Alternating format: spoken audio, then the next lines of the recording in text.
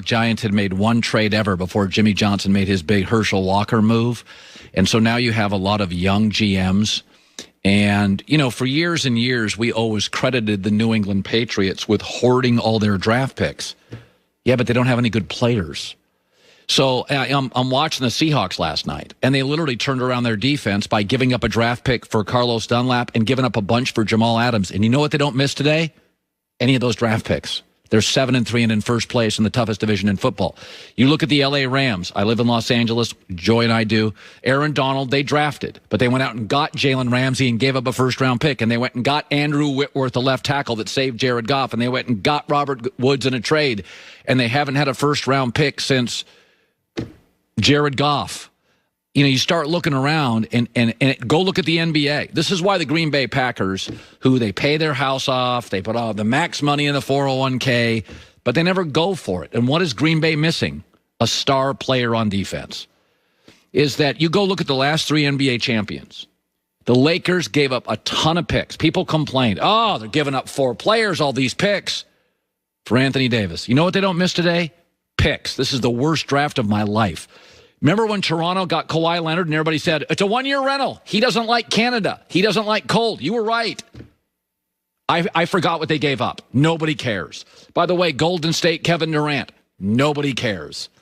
It's like, I love the draft, but especially the NBA draft. The kids are coming in right out of high school. I mean, they got 1 year of college. They go right to the NBA. They're not ready to do anything. Even the guys I like Ja Morant, who I really like, he's at 1 through 10, he's at about a 6.5, 7. He's still got to mature, playing big games. Zion Williamson can't get his body right yet. So in the basketball, I would give up everything for a star. I'd give you up 10 years of #1 picks for Anthony Davis. Who cares? I mean, look at how many players and draft picks the Pelicans got this morning. They were still forced to sign Brandon Ingram a month ago to a massive contract, which you're stuck with that now for a good player, but he's a B player with an A contract. It just doesn't matter. Like Jamal Adams for Seattle, I thought they gave up too much. I don't think a safety is worth 2 first-round picks. I still don't love that. But this morning, he and Carlos Dunlap have saved the defense. They're just in every – I mean, just look around everything right now. Look around all Mookie Betts, the Dodgers. Dodgers were winning their division every year. And then they gave up a bunch of prospects for Mookie Betts. And you watch the games and I watch the games. You're like, oh, yeah, I'll tell you what they don't miss, prospects. What's happening to the draft is that, and you know, the draft still has value. But in basketball, the players are coming in younger, less experienced. There's a long runway. I mean, LeBron James has basically said, I don't want to play with Andrew Wiggins. Give me Kevin Love. I mean, Kevin Love, we knew he wasn't a great defender. He wasn't the most athletic guy. He was a good rebounder. LeBron's like, I'll take that. Everybody's like, Andrew Wiggins, 45-inch vertical. He's going to be amazing. No, give me Kevin Love. I'll take Kevin Love. I mean, LeBron James doesn't want to play in Miami. Didn't want to play with young guys. Give me Ray Allen. Give me Shane Battier. Give me limited veteran guys. So the reality is when I look at the Green Bay Packers, people are like, why don't you ever kind of give the Green Bay Packers love? And my takeaway is they're the guy that maxes his 401k and pays his house off.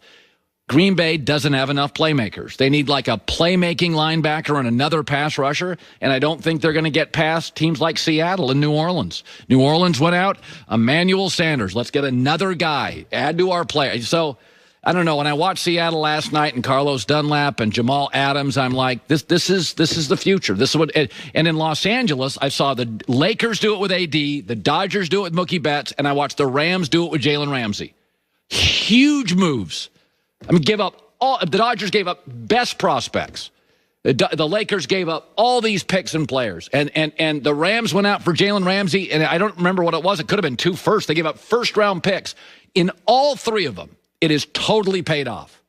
The 80's a title, Mookie's a title, and frankly, Jalen Ramsey's great because he's a big corner, and you can put him on DK Metcalf.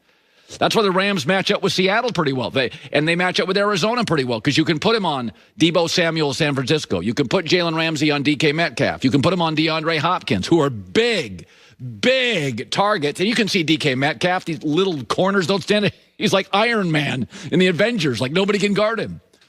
All right. Also, I want to say this about New England. we were talking with Albert Breer about New England. They're a little bit trapped. Go show the draft board again today, because we can start talking about this stuff. Now we're getting to week 10, week 11, week 12. If you look at the draft board right now, so here's the current order. So let's just talk quarterbacks. Jets are going to take Trevor Lawrence, number 1. Jags are going to take Justin Fields, number 2. So the Bengals don't need a quarterback, and the Cowboys aren't drafting one either. Either are the Chargers, and by the way, either is Philadelphia, and I don't think Carolina will. Teddy Bridgewater, you can win a lot of games. They got bigger needs than quarterback right now. Washington will. So Jets, Jags, Washington, first 8, all taking quarterbacks. Then you get into these Detroit and Atlanta, where you got to start thinking about it. In Atlanta, I would. In Detroit, I'm not sure I would with Stafford. They have bigger needs. Atlanta, I probably would. Miami's not drafting a quarterback, my guess. So, but Denver, I got to face Mahomes twice, Derek Carr twice, and Justin Herbert twice. I'm drafting a quarterback. They got plenty of players in Denver. They don't have a quarterback. So now we got Jets, Jags, Washington, Denver. I think Chicago has to draft one. So that is 4 quarterbacks by the 13th pick. So Minnesota I don't know. So New England needs a quarterback. Jarrett Stidham's not the answer. They can stay with Cam for a couple years. Fine with me. But what's interesting for the Patriots, what you have to do here, what you don't want to do is give away a bunch of picks, because you're going to have to give away a bunch of picks to move up. But I was told by a general manager before, what the Patriots have to do is get to number 3 with Cincinnati. There's no value in getting to like 5 with the Chargers. Then on draft day, Carolina moves ahead of you. Then you've wasted all the picks and you get a worse quarterback. So it does look like we've got Trevor Lawrence is an A prospect, A+. Justin Fields is an A. I would say Trey Lance and Zach Wilson at BYU are very good prospects. And then Mac Jones at Alabama, he's something. I didn't think he was a year ago, but you know, the people I trust and all the scouting stuff I look at, he's probably number 5, and maybe in New England you go there. But that's kind of the state of quarterback play in the NFL. You know, I start every season saying we only need about 3 more teams with quarterbacks, and by week 10 I'm always like, we need about 8. We need about 8 teams. Every year it's the same. No. Turn on the news. This is the Herdline News. The Texans will be without wide receiver Will Fuller and corner Bradley Roby for the remainder of the 2020 season. Both have been suspended 6 games for PED violations. Will be out the rest of this year, yes, and missed the first game of 2021. Fuller announced on Instagram that he was suspended after taking what he said was prescribed medication that he thought was permissible. Roby also released a statement saying he unknowingly used a product that was contaminated with a banned substance by the NFL. So no one knows how they got, they know where they got them, but they didn't know that they were banned by the NFL. So they will both be out for 6 games. Another loss for Deshaun Watson, obviously. Who's playing great, by the way. Playing great. But the winner is Miami. Yes. The Miami Dolphins, when you're well run, it seems like you get all these crazy breaks. And when you're poorly run, it seems like you can't get one. So Miami has Houston's first round pick, and Houston now will probably lose games, more of them, and guess who benefits? The Miami Dolphins will now have another great pick. Yeah, I mean, now, obviously, the Dolphins couldn't have predicted that Will Fuller and Roby would be suspended for the final 6 games. But however, when you're well-run and make the right trades, you benefit from them. Luck favors the prepared. Yes. And that is where the Dolphins are right now. But I do feel bad for Deshaun Watson. It feels like there's always something.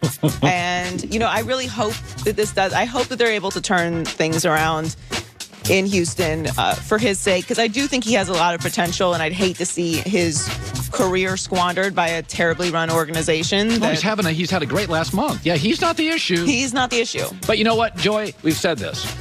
Sometimes it's not fair. Aaron Rodgers is a great quarterback. He goes to a team without an owner that's not an attractive free agent market. It's not fair. It's reality. Tony Romo gets undrafted. Tony Romo goes to Dallas. The offensive line gets great about the time he gets hurt, and Dak gets the great offensive line. And by the way, Kansas City Mahomes gets Andy Reid, great weapons, and a great GM. And Deshaun Watson now doesn't have a real coach. Well, I mean, he's got an interim coach, and the GM was the coach. And so it's just like life. Brady got very lucky. Owner, defense, O-line, coach. And that's why Brady won a bunch. And by the way, Joe Montana got lucky. But the reality is, what if Troy Aikman doesn't get Jimmy Johnson as a coach? Troy Aikman is Troy Aikman, who was 9-7 most of his career. Like I feel bad for Deshaun, but this is the way the NFL works. Yeah, I mean, life's not fair. It's not.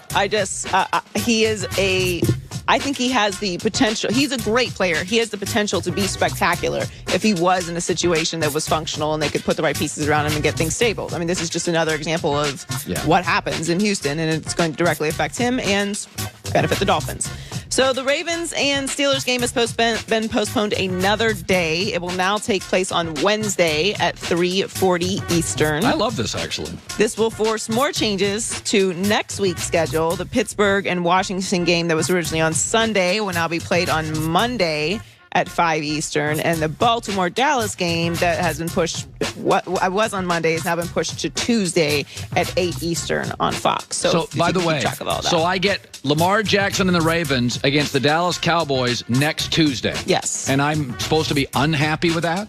Oh, no, I love it. I'm players deliriously are probably extremely frustrated, and the coaches, I'm sure, hate it because this is, it's completely routine changing, but this is the world that we're living in. Like, everyone has to make adjustments, and that's what this season has been. Like, teams that are able to make adjustments and figure those things out, this is